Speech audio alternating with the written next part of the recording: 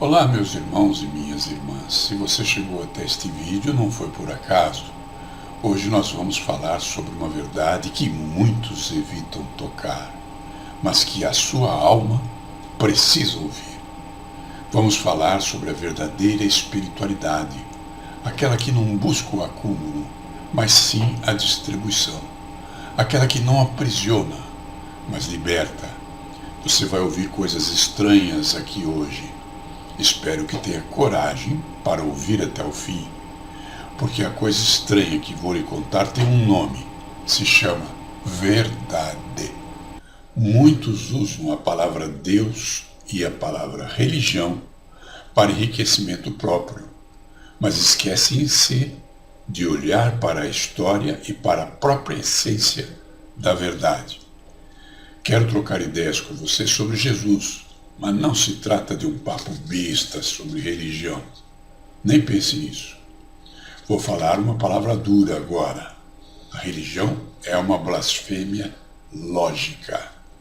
Jesus não acreditava em religião e nunca mencionou essa palavra. Se você está cansado de ver a fé ser transformada em comércio, preste muita atenção neste vídeo. Jesus nunca mencionou a palavra religião. Você pode conferir na segunda Bíblia, que é a Bíblia que você conhece, que foi criada por um assassino chamado Constantino. Você ouviu bem o que eu disse? A Bíblia que você conhece não é a primeira Bíblia, é a segunda. Quer dizer que houve uma outra Bíblia antes dessa? Sim, houve sim. E falaremos sobre isso lá na frente. Você pode pegar a sua Bíblia, ler ela inteira e verificar que Jesus nunca mencionou a palavra religião. E por que ele nunca mencionou essa palavra? A palavra religião realmente não aparece nos evangelhos na boca de Jesus. Ele defendia que a religião afasta as pessoas de Deus. Isso é fácil de perceber. A religião foca em rituais. Jesus foca em amor. Dizer que o ser humano precisa de uma religião é, antes de tudo, cometer um erro de lógica e uma audácia teológica.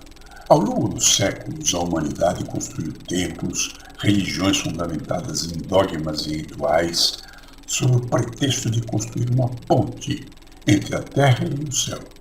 No entanto, ao analisarmos as raízes da palavra religião e confrontá-las com a própria natureza do Criador, percebemos que o sistema religioso não apenas falha em seu propósito, mas baseia-se em uma premissa que beira a blasfêmia. A ideia de que em algum momento o homem consiga existir fora de Deus. No latim, o termo religião é tradicionalmente associado por pensadores como Lactâncio e Santo Agostinho ao verbo religare, que significa religar ou atar novamente. Essa etimologia carrega consigo um pressuposto implícito de ruptura. Para que algo precise ser religado, é obrigatório que tenha sido completamente desatado, isolado e lançado em um espaço onde aquilo que foi separado não mais pertença ao todo. No grego antigo, embora não haja uma tradução exata e direta para a palavra religião, no sentido institucional moderno, temos como treskeia. Treskeia, que se referia a esse tipo de coisa, era usado para descrever o culto externo, o ritualismo e a performance da adoração. Tanto o religare latino quanto o ritualismo grego sofrem do mesmo mal, a fragmentação da realidade. Eles tratam a sacralidade como um evento geográfico ou cronológico, um domingo, um templo, um altar, como se o restante do universo e da existência humana estivessem desprovidos da presença divina. É aqui que a proposta da religião desmorona diante da metafísica. Se definimos Deus como o absoluto, estamos definindo aquele que é a soma de todas as partes, a totalidade da existência. Por definição lógica, O absoluto não pode ter contornos, limites ou fronteiras. Se houvesse um único milímetro de espaço, uma única partícula subatômica ou um único segundo na história onde Deus não estivesse presente, ele deixaria de ser o absoluto. Se alguma parte não estiver contida no absoluto, ele cessa de existir, pois passaria a ser apenas uma grande parte e não a totalidade. Portanto, afirmar que o homem precisa de uma instituição religiosa para ser religado a Deus é uma blasfêmia filosófica, pois pressupõe que o ser humano tem o poder de existir separado dele. Como a criatura poderia se isolar do Criador se é o próprio Criador quem sustenta os átomos da criatura em sua existência a cada fração de segundo? Como o apóstolo Paulo bem lembrou aos filósofos gregos em Atenas, citando os próprios poetas deles, ele disse: pois nele vivemos, nos movimentamos e existimos. Isso está em Atos, no versículo 17, na passagem 17, versículo 28. Não há para onde fugir, não há o que se religar. Já estamos imersos na realidade suprema. Cada um de nós, inclusive você, precisa sair da religião e buscar a consciência. A religião vive de vender uma cura para uma doença que ela mesma inventou. Ela cria a ilusão da separação para poder vender o pedágio do retorno através de dízimos mal direcionados, sacrifícios vazios e templos construídos por mãos humanas. Jesus não veio fundar uma religião, porque ele percebia o Deus Pai como um absoluto. Ele não dividia o mundo entre sagrado e profano, porque entendia que o Pai estava nele e ele no Pai, e que todos nós estamos incluídos nessa tessitura universal. Tirar da sua mente a necessidade de uma religião não é afastar-se de Deus, é finalmente acordar para o fato de que nunca estivemos e nunca poderíamos estar longe dele. A verdadeira espiritualidade não é o esforço humano de alcançar o céu, mas a consciência de que o absoluto já preenche tudo o que somos. No 22º capítulo de Mateus, dos versículos 36 a 40, perguntam a Jesus qual é o grande mandamento da lei. Em vez de citar sacrifícios, templos ou regras e rituais, ele resumiu tudo em seus 2 primeiros mandamentos: amar a Deus sobre todas as coisas, amar o próximo como a si mesmo. Ele conclui dizendo que toda a lei e os profetas dependem desses 2 mandamentos, ou seja, a religião dele era o amor prático. Mas você reparou que eu falei em seus 2 primeiros mandamentos? Sim, ele deu um 3º mandamento. Falaremos sobre isso depois. A maioria daqueles que se dizem cristãos nunca nem ouviu falar nisso. Deus não está nos templos. Jesus também sabia, ensinou e disse que Deus não está nos templos. Se Jesus nunca falou a palavra religião, e se ele sabia que Deus não estava nos templos, o que ele nos ensinou sobre a espiritualidade? A verdadeira espiritualidade se resume em 2 coisas: conhecimento prático sobre Deus e caridade. Jesus não frequentava os templos? Jesus frequentava sim, mas sabia que Deus não estava lá e ensinava isso o tempo todo. Jesus frequentava as festas judaicas e lia as Escrituras, mas o seu grande alvo de crítica era a institucionalização da fé e o legalismo religioso. Ele priorizava o relacionamento com Deus e o amor ao próximo, acima de qualquer religião. Logo após o nascimento, Maria e José o levaram ao templo para cumprir a lei de Moisés. Isso está em Lucas, capítulo 2, passagens 22 a 24. Ele também foi ao templo aos 12 anos para discutir com os sábios que lá estavam, como se vê em Lucas capítulo 2, versículos 41 a 52. Ele ia aos templos, principalmente para expulsar aqueles que fazem da religião um grande comércio. Parece com alguns pastores que você conhece. Ele iniciou o seu ministério logo após o casamento em Canaã. Ele foi a Jerusalém e expulsou os vendilhões do templo pela primeira vez. Isso consta no capítulo 2 de João, nos versículos 13 a 17. Ele também esteve lá na festa dos tabernáculos. Jesus foi lá e ensinou publicamente, dividindo a opinião do povo. Isso está em João, capítulo 7, versículo 14, e em João, capítulo 8, versículo 2. Ele também esteve lá na festa da dedicação, chamada Hanukkah, no pórtico de Salomão, e debateu com os judeus. Isso está em João, capítulo 10, versículos 22 e 23. Ele também esteve lá na última semana. Após a entrada triunfal em Jerusalém, ele expulsa novamente os vendilhões do templo. Isso consta em Mateus, capítulo 21, versículos 12 e 13. E passa os dias seguintes ensinando ali diariamente. Isso está em Lucas, capítulo 21, versículos de 37 a 38. Ou seja, em sua vida adulta, Jesus foi aos templos para confrontar a corrupção do sistema religioso. Hoje o que vemos por aí? Vemos pastores que dirigem carros importados, que possuem casas portentosas, alguns até casas no exterior, e que constroem templos faraônicos e luxuosos.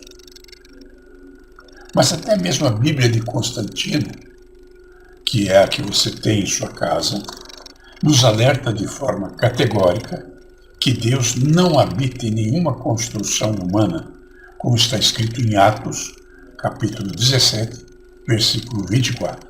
Lá está escrito: o Deus que fez o mundo e tudo que nele há, sendo o Senhor do céu e da terra, não habita em templos feitos por mãos humanas.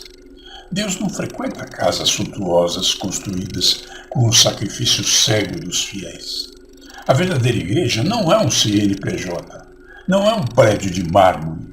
A igreja é o braço estendido de Deus para os necessitados.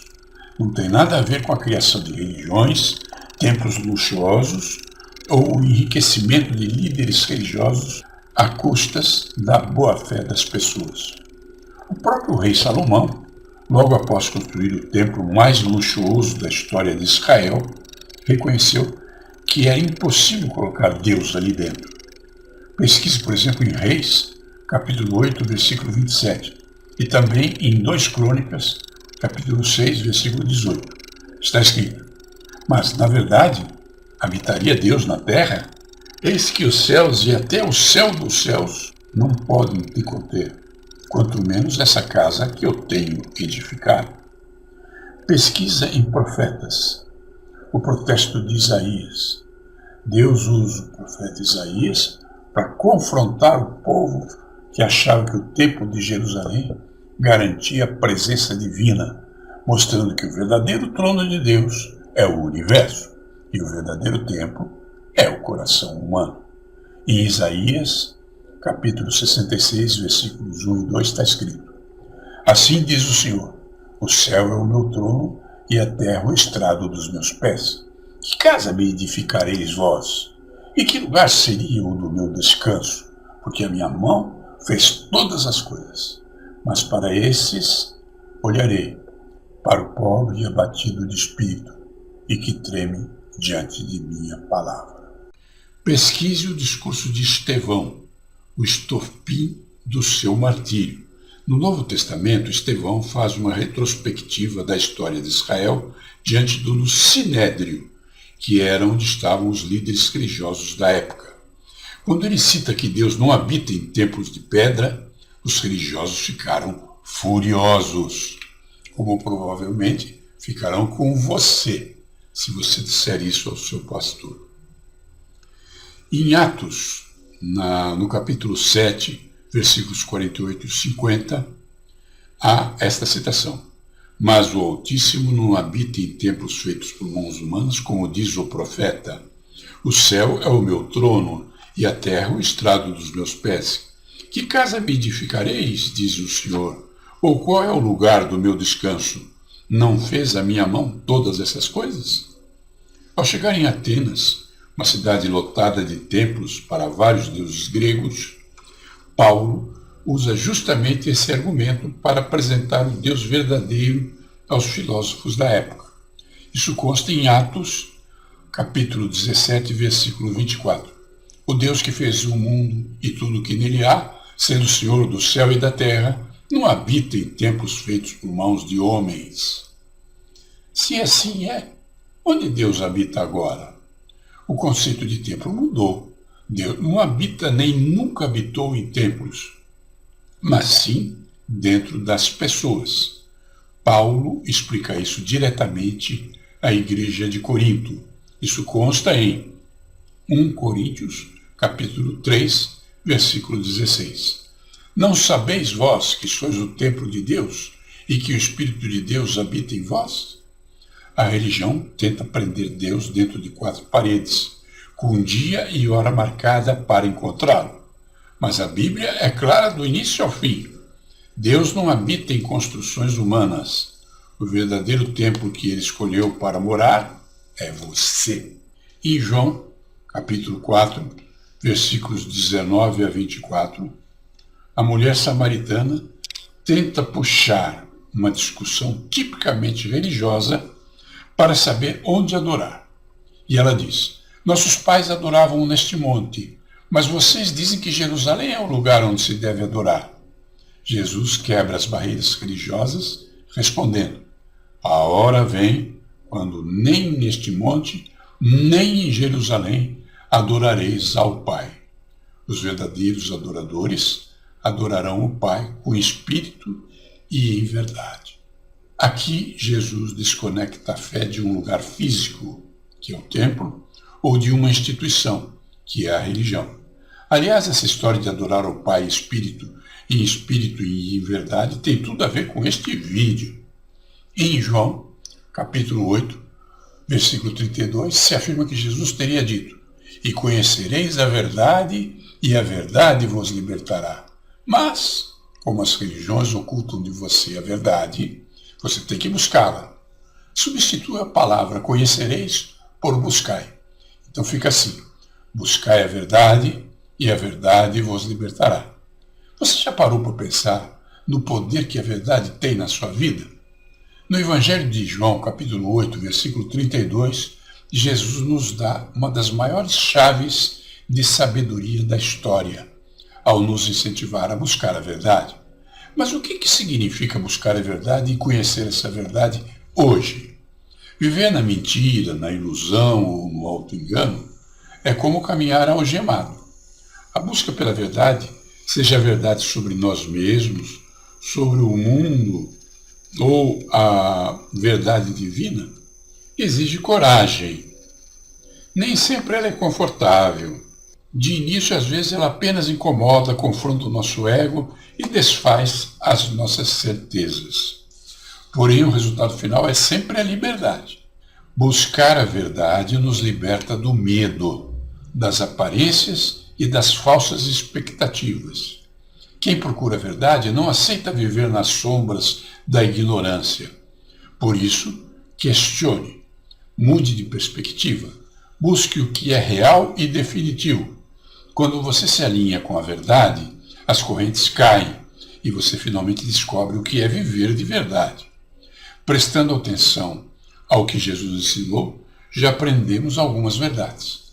Primeira, a religião é uma blasfêmia. Jesus nunca mencionou essa palavra. Portanto, Jesus não aprovava as religiões. Segunda, Jesus sabia e ensinou que Deus não está nos templos. Terceira, Jesus nos ensinou que somos parte de Deus. Estamos todos incluídos no absoluto. Não há como existirmos fora dele. Quarta, Jesus ensinou que Deus não habita em templos feitos pelas mãos humanas, mas sim na vida das pessoas. Dessas verdades você pode concluir facilmente que Jesus não veio fundar uma religião. Não existe essa história de nomes de religiões, instituições, rituais. Ele veio propor um relacionamento direto com o Pai.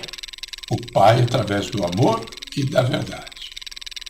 Mas se a melhor definição de espiritualidade é a prática da caridade, como é que uma igreja pode obter recursos financeiros para ajudar os necessitados? Aí surge a questão do dízimo. A prática de separar uma parte para o sagrado é antiga. Antes mesmo de qualquer tradição que conhecemos hoje, povos antigos já praticavam o conceito do dasamancha, a separação de uma parte da colheita para o amparo comum e espiritual. Quando olhamos para a cultura judaica, a distribuição era clara. Havia 12 tribos em Israel. 11 dessas tribos ganharam terras para cultivar, plantar e criar seus rebanhos. Mas os levitas não receberam terras. O trabalho deles era administrar os templos e cuidar da comunidade. Por isso, as demais tribos de Israel doavam 10% a dízima de tudo que produziu para os levitas. Era o sustento de quem se dedicava exclusivamente à espiritualidade e a ensinar espiritualidade ao povo. O dízimo, portanto, nunca foi uma ferramenta de ostentação, mas de equilíbrio social. E aí está a crítica mais dura que Jesus fez ao legalismo religioso. Em Mateus 23, Jesus faz o discurso mais duro de seu ministério, direcionado justamente aos líderes religiosos, escribas e fariseus, onde no versículo 23 ele diz: Ai de vós, escribas e fariseus hipócritas, pois que dizimais a hortelã, o endro e o cominho, e desprezais o mais importante da lei, que é a justiça, a misericórdia e a fé. Ele mostra que a estrutura religiosa se preocupa com detalhes externos, mas esquece a essência humana. É preciso misericórdia em vez de sacrifício. Em Mateus 9, versículo 13, confrontado pelos religiosos por comer com pescadores e cobradores de impostos, Jesus diz: Ide, porém, e aprendei o que significa. Quero misericórdia e não sacrifício, porque eu não vim a chamar os justos, mas os pecadores ao arrependimento. O sacrifício era a base do sistema religioso do templo. Jesus coloca a misericórdia acima disso. É preciso lembrar que quem segue os ensinamentos de Jesus não são os judeus, os pastores, não são os levitas. Os pastores não têm o direito de se apropriar do dízimo para proveito próprio. A Bíblia é clara ao dizer que o trabalhador é digno do seu salário. É justo que o pastor retire o sustento modesto de sua família para poder se dedicar à obra. Mas exigir a totalidade do dízimo para si ou para erguer impérios é um desvio da percepção divina. A fé verdadeira não se sustenta apenas em palavras ou promessas de prosperidade financeira. Ela se manifesta na ação, na prática da legítima caridade, como nos ensina o irmão de Jesus, que é conhecido por Tiago no Brasil e nos países de língua inglesa com o nome James. Procure agora mesmo em sua Bíblia, Tiago, capítulo 2, versículo 17. Lá está escrito: a fé sem as obras é morta. De que adianta pregar o amor se o recurso angariado pelo dízimo não chega a quem tem fome? Tiago é o livro mais prático do Novo Testamento. E o que mais choca o sistema religioso é esse livro, porque ele joga a espiritualidade para fora dos templos e a coloca no chão da realidade. Se você acha que ter religião é ir a um prédio uma vez por semana, cantar, orar e ir embora, o apóstolo Tiago tem um balde de água fria para você. Na Bíblia inteira, a definição mais clara e crua sobre o que agrada a Deus não envolve rituais, envolve pessoas. Em Tiago, capítulo 1, versículo 27, ele descreve com todas as letras: a religião pura e imaculada para com Deus o Pai é esta: visitar os órfãos e as viúvas nas suas tribulações e guardar-se da corrupção do mundo. Repare, Tiago define religião como assistência social, amparo e caridade. Naquela época, órfãos e viúvas eram as mais vulneráveis, aquelas que não tinham direitos. Trazer isso para hoje significa que a única religião que Deus aceita é aquela que estende a mão para quem está no chão. A fé sem as obras é morta. Não adianta ter um discurso bonito de fé se ele não muda a realidade de ninguém. O próprio Tiago, no capítulo 2, versículo 14 a 17, faz uma pergunta provocativa.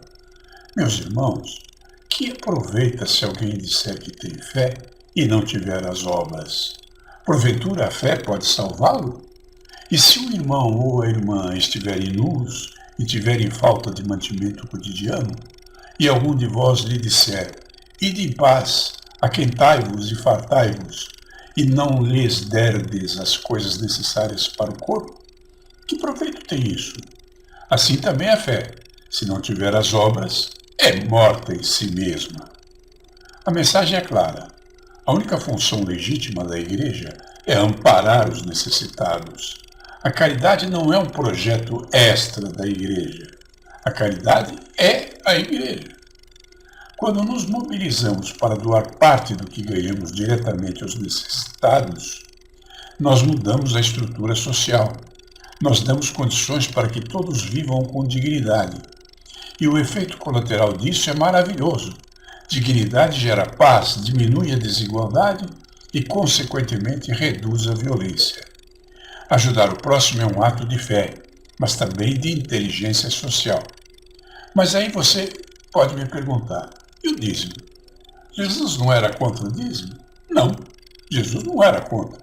Em Mateus, no capítulo 23, passagem 23, quando ele confronta os religiosos, ele diz que eles davam o dízimo até das pequenas ervas, como a hortelã e o cominho, mas esqueciam o mais importante, a justiça, a misericórdia e a fé. E Jesus conclui, devíeis, porém, fazer estas coisas, sem omitir aquelas. Ou seja, o dízimo tem o seu lugar. O problema nunca foi o dízimo, o problema é o destino dele. O dízimo não deve ser destinado a sustentar impérios religiosos, vaidades de líderes ou pregações que só servem para inflar o ego das instituições e das pessoas que praticam religiões. O dízimo deve ir para igrejas e comunidades que tenham responsabilidade social, igrejas que, não tendo religião, prestam contas de cada centavo angariado, que mostram transparência e que apresentam recibos e relatórios de entidades assistenciais idôneas, provando que aquele dinheiro virou prato de comida, teto, remédio e dignidade para quem precisa. Portanto, desafio você a tirar o seu foco das paredes de pedra, dos templos e das religiões. Jesus não tinha religião institucional. Tiago definiu religião como caridade prática, e a fé verdadeira só se move através de obras. Faça a sua parte. Doe para quem precisa. Apoie instituições transparentes e viva a espiritualidade que Jesus ensinou, no amor ao próximo e não no CNPJ. O argumento do absoluto é cirúrgico.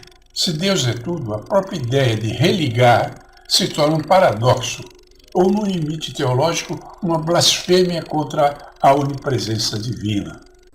Há 22 anos atrás, em 2004, eu participei da fundação de uma igreja criada por um pastor irlandês, o pastor Hobbes, fundamentada no modelo da Igreja da Ciência Divina dos Estados Unidos. E essa igreja tinha a seguinte característica: ela não tinha religião, ela prestava contas dos dízimos que recebia, e ela era uma igreja virtual. Olha que interessante, virtual, sem religião e prestando contas do dízimo. Maravilha, hein? Pouco antes do pastor Hobbes falecer, como eu era o único membro da igreja que tinha formação em teologia, ele me passou o comando da igreja. A igreja que era em Itu, eu morava em Sorocaba, transferi para Sorocaba, continuei administrando lá. Só que aí aconteceu alguns fatores interessantes e que me fizeram mudar a minha fé e minha percepção do mundo e da igreja. Nós recebíamos o dízimo de quem se tornava fiel à nossa igreja e, em troca desse dízimo, dávamos a essa pessoa livros, textos com mais de 100 páginas, vídeos, enfim, tudo que podíamos fazer por essa pessoa. E grande parte desse dízimo era destinado à caridade. Só que como é que nós destinávamos esse valor à caridade? Como a nossa igreja era muito pequena e não mantinha instituições sociais de assistência pública, confiávamos em outras 6 igrejas que existiam nos sertões do Brasil e que diziam manter essas atividades sociais. O que nós fazíamos? Pegávamos todo o valor do dízimo, dividíamos por 6, equalitariamente, e enviávamos esse valor para cada uma dessas 6 igrejas, confiando que elas os destinavam a ajudar quem necessitasse nas obras que elas mantinham. Só que aí aconteceu um fenômeno interessante. Conheci uma senhora que me disse: por que o senhor manda dinheiro para essas igrejas? Por que não manda cestas básicas? Toda igreja tem uma grande quantidade de fiéis que passam necessidades. Então eles podem doar essas cestas básicas para ajudar esses fiéis. E a ideia me pareceu interessante. Então eu procurei instituições que forneciam cestas básicas e que entregavam onde fosse necessário e avisei essas igrejas: a partir do mês que vem, nós vamos dar a mesma quantidade do valor que sempre damos a vocês, mas só que transformados em cestas básicas, para que vocês possam distribuir aos necessitados de suas igrejas. E aí aconteceu um fenômeno aterrador. Essas 6 igrejas, que ficavam todos os meses solicitando para nós doações financeiras, alegando muitas necessidades, nunca mais entraram em contato conosco. Ou seja, caiu a ficha. Eu percebi que elas estavam se apropriando desse dinheiro de alguma forma, sem destiná-los a ajudar o povo da sua igreja. Ou seja, eles estavam roubando seus fiéis. Porque, afinal de contas, se eu dou um dinheiro para uma igreja, eles me dão lá em cima, eu presto conta aos nossos fiéis. E eu resolvo enviar, em vez de dinheiro, cestas básicas. Eles têm pessoas lá necessitando disso. E eles se recusam a receber e nunca mais entram em contato. Estávamos roubando. Você concorda? Quando eu descobri que a minha atitude de enviar a essas igrejas o dinheiro que nós angariávamos estava criando um crime teológico, social, religioso, me senti assim culpado, conivente, tão canalha quanto aqueles que praticavam esse crime. E aborrecido com essa possibilidade, encerrei a igreja. Encerrei a igreja porque a atitude que elas praticavam me fazia me sentir como conivente e como cúmplice do mal que elas faziam. Isso me fez me sentir muito mal. E a igreja ficou encerrada por vários anos. No ano passado, eu descobri algumas outras verdades sobre como administrar esse problema e resolvi reabrir a igreja em 2025. Mas não tive sucesso. E por que não tive sucesso? Porque eu continuava mantendo os padrões da igreja antiga, enviando textos e livros para quem se inscrevesse como fiel. E aí descobri que nós estamos vivendo uma outra realidade, que agora ninguém mais lê depois da Covid. As pessoas querem assistir vídeos. Muita gente se integrou à internet devido à obrigação de permanecer em casa, trancado, durante os anos da Covid. E aí o mundo da internet se ampliou de tal forma que ninguém mais lê. Todo mundo quer assistir vídeo. E aí este ano eu resolvi novamente tentar erguer a nossa igreja, porque a intenção segue Jesus, segue tudo que Jesus ensinou e presta conta do dízimo, ajudando pessoas, comprando cadeiras de rodas, remédios, medicamentos, tratamentos hospitalares e até comida para os necessitados. Então, Estou tentando reabrir a igreja agora, com a sua ajuda, sim, espero, para que possamos dar continuidade à obra social, que é o verdadeiro sentido de existir uma igreja. Conto com a sua ajuda, com o seu apoio, com a sua participação. Isso é muito importante, não só para você, como para a nossa igreja e para as pessoas necessitadas, que contam que você siga os ensinamentos de Jesus e ajude os necessitados, porque essa é a função de toda a igreja. Como dizia Jesus, a única finalidade da igreja é a caridade.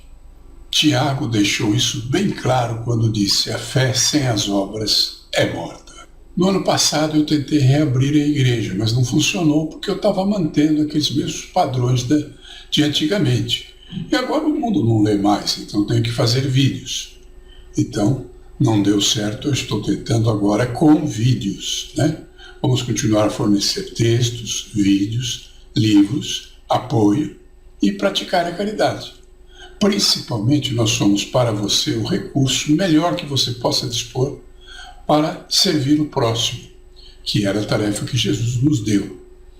E nós apenas intermediamos a sua doação com as pessoas que necessitam dela. Fazemos isso da maneira mais criteriosa possível, prestamos a você contas e apresentamos os recibos para que você saiba a quem você está realmente ajudando. Tá bom? Nós somos uma igreja sem religião. A Igreja Virtual da Ciência Divina é uma igreja sem religião. E somos uma igreja que, por não termos religião, praticamos exatamente o que Jesus ensinou. Tudo que podemos saber, porque pesquisamos a verdade, seguimos o conselho de Jesus: buscai a verdade e a verdade vos libertará. E apresentamos a você uma igreja digna, em que não há pessoas se locupletando. Assim, a oportunidade de você ajudar o próximo, cumprindo a vontade do que Jesus passou a todos nós. Ok? Somos uma comunidade que busca e aplica em sua própria vida a espiritualidade prática. Venha participar conosco, venha descobrir as maravilhas dessa prática. E como é que vai funcionar essa frase do Tiago dizendo que sem a caridade, né, sem as obras, não existe fé, a fé é morta? Bom, nós blindamos esse sistema aqui na nossa igreja, utilizando 3 parâmetros bem importantes. O primeiro, temos uma manutenção fixa. Quem se inscreve na nossa igreja contribui com R$60, que é o valor que nós instituímos aqui para poder mandar para você os estudos, os vídeos, enfim, os livros, tudo que pudermos para te ajudar. Então, uma atitude fixa, R$60. Mas há o fundo de caridade, ou seja, qualquer tostão que você enviar além dos R$60 será considerado por nós como dízimo. E você vai receber um comprovante de que nós recebemos o valor que você doou e que o destinamos à caridade. Para evitar que você tenha problemas de vaidade e orgulho, você recebe, ao se inscrever em nossa igreja, um número que ninguém sabe, só você que sabe. E quando nós prestamos conta, no fim do mês, no nosso registro de prestação de contas, constará o número de quem doa, inclusive o seu, e o valor que você doou. Então, tirando os R$60, que é o valor que nós cobramos pelos serviços que prestamos, é um valor digno, não muito alto, tudo que exceder a isso estará declarado nessa declaração mensal e você saberá para onde foi destinado, porque apresentaremos os recibos das instituições que receberam a doação que você fez para o bem comum, né? Para o bem social, seguindo o conselho de Jesus de servir. Ok? E nós temos transparência total. Como fazemos esse relatório, incluímos o número das pessoas e o valor doado para que elas possam verificar que não estamos fazendo alguma atitude dúbia de mentir o valor doado ou recebido, você estará seguro. E também verá, tirando as despesas que a igreja eventualmente possa ter para o exercício da sua profissão, as instituições que recebem esses valores no valor do dízimo, né? E com os recibos dessas instituições, para que fique tudo bem transparente, correto, perfeito, que é o que agradaria a Jesus. Ok? Sinta-se bem estando conosco.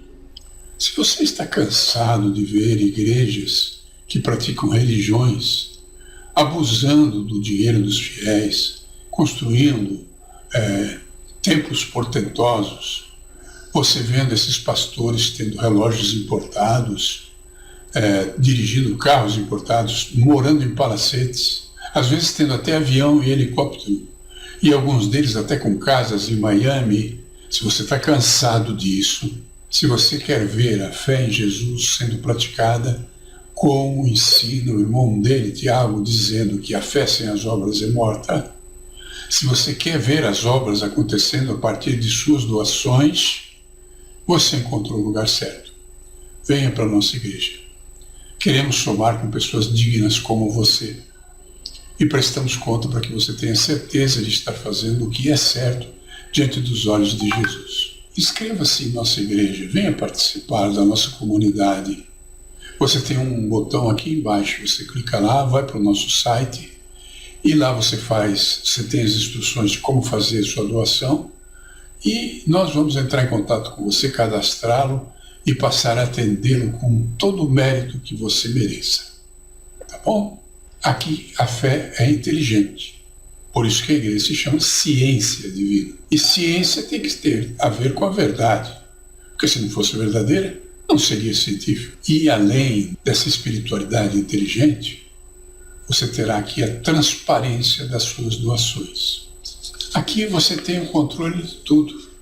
Porque você sabe para onde está indo o seu dinheiro.